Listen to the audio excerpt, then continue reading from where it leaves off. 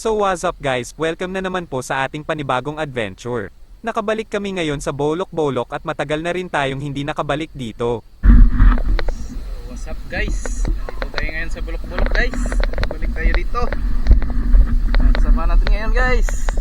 Nakasama si Jiki, si Romar, si Marino guys, si Jungjong, si Budo, at si Bro. Marami kami ngayon guys. Nakasama rin tayo sa kanila dahil hindi tayo nagkasama nung nakaraan. Malaki pala ang low tide ngayon kaya naglakad muna kami papunta sa unahan.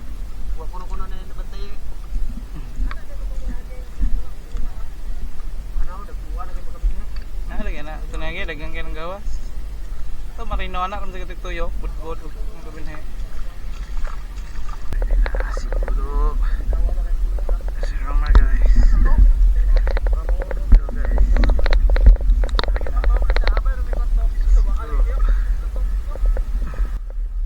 Tara na guys, let's dive.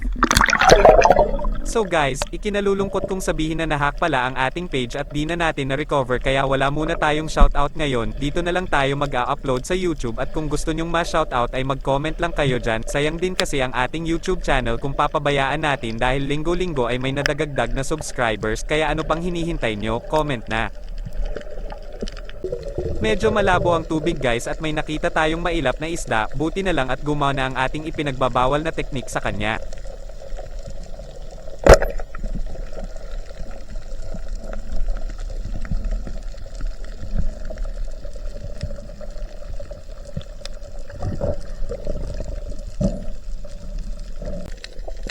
Pinagtiyagaan na rin natin yung maliit na unicorn fish at tumagos pa yung flopper natin sa bato at nahirapan pa tayong bunutin ito, buti na lang ay nabunot natin kinalaunan.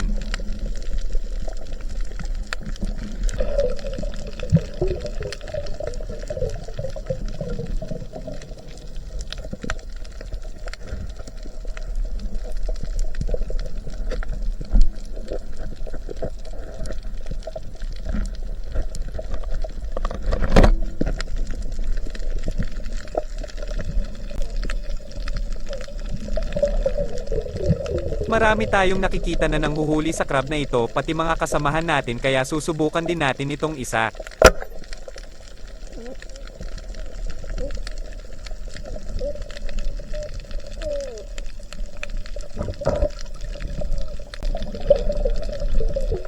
Akala natin malaki na ang timbongan na ito, maliit pa pala, tinamaan siya sa batok at nahilo kaya dinampot agad natin.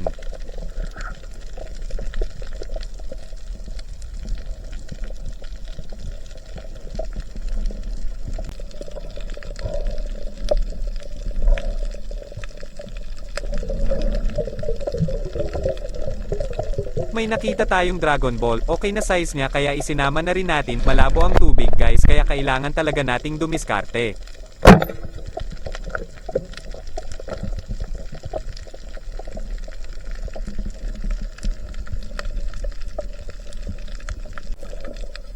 Si Jongjong pala kasabay natin dahil yung iba nating kasama ay nauna na. Nasalubong natin si Bro na pabalik na kaya bumalik na rin tayo.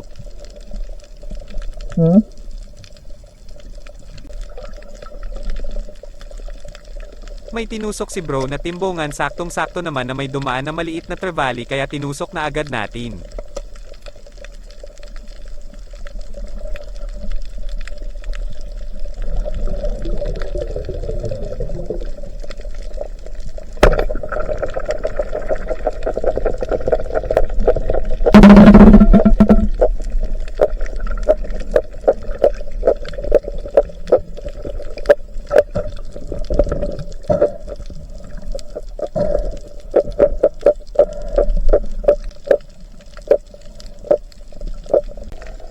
May igat guys pero maliit pa kaya video na lang muna.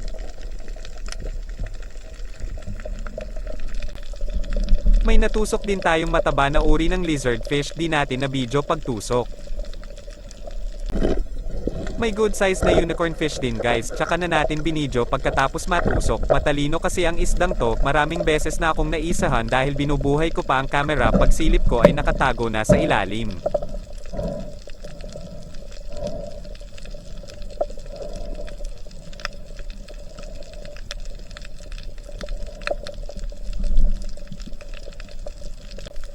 Di ko alam kung anong tawag sa mga isdang to pero napakarami nila at sumusunod pa sa atin.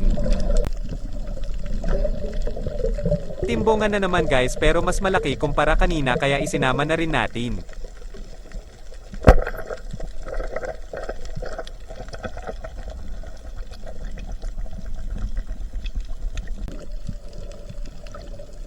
Nadaanan natin si Budo at may natusok siyang timbongan, may bago lang daw siyang natusok at nakawala kanina mahigit kumulang 1 kilo.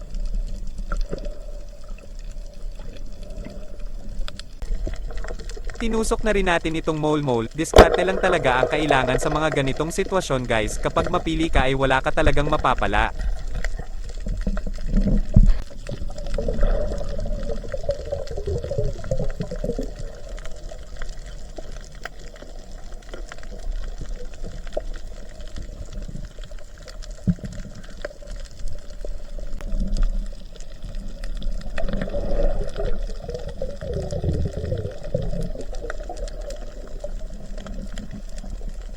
May triggerfish sa ilalim pero napakaliit ng butas, videohan na lang natin.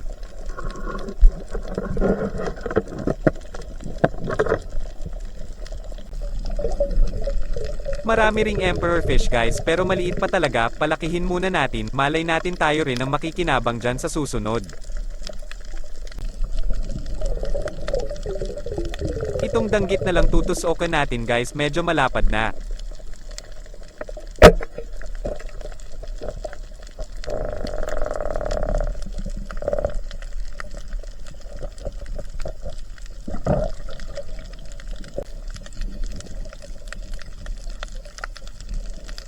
Nakatusok din si Jongjong ng mole-mole, may natusok rin siyang bag-ulan kanina, di na natin na video. Guys, pa-ID naman kung anong crab ito, kinakain po ba ito? Di ko muna tinusok dahil hindi ako sigurado.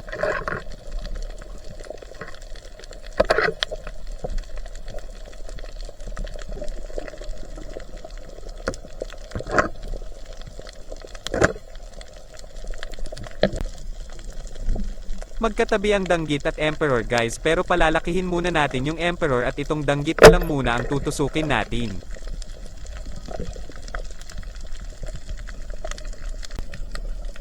Hinanap talaga ni Budo ang nawawalang bagulan, sayang talaga yun guys, kung ako nakatusok nun, hahabulin ko talaga kahit saan pa siya magtago.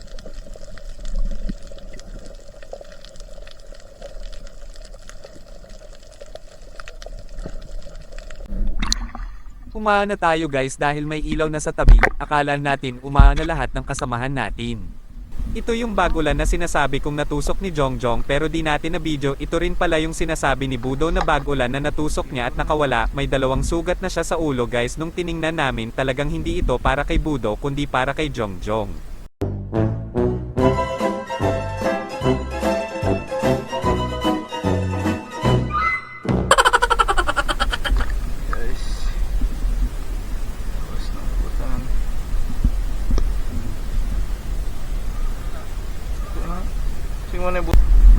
Ito naman kay bro guys, malalaki pusit niya, maagang umahan si bro at Jongjong.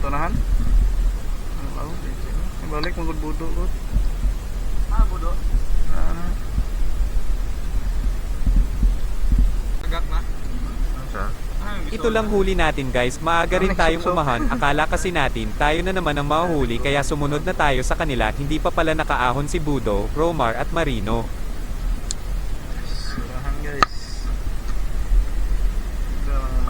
Na.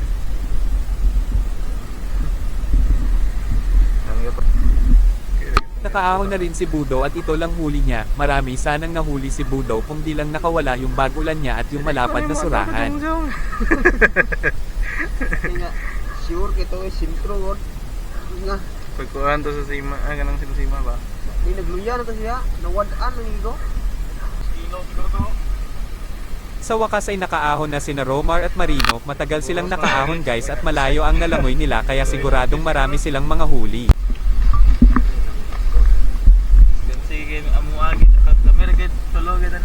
Ito kay Marino guys, may mole-mole at malalaki ang kanyang mga timbungan, mayroon pang cuttlefish si Marino. Ano bet? Ang lahos kita mo dito? Okay na, siguro.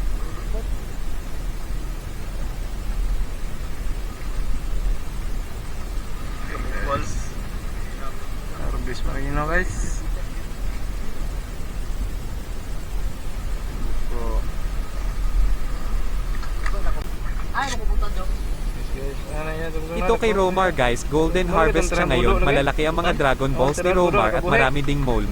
Tunggong may nagkakaan. Kasunod.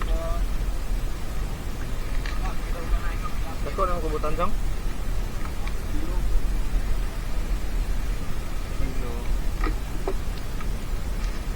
Di muna kami magluluto ngayon dahil may lamay pa daw na pupuntahan si Budo at bro kaya maaga silang umahon. Muna nagkuha. Ang siya na? Kanina? Ay, gagawa. Ay, lapas. Ito lang nakayanin natin guys, napaaga na naman tayo ng ahon pero may libre na naman tayong ulam. Salamat at sinamahan nyo na naman kami hanggang sa dulo ng ating adventure, sana ay nag-enjoy kayo sa panonood. Sa pangalan ng Pandan Spearos, kami po ay taos pusong nagpapasalamat sa inyong walang sawang suporta, paki-react, comment at share na rin po para mas marami pa tayong maabot at magawa ng mga videos. Hanggang sa muli, paalam.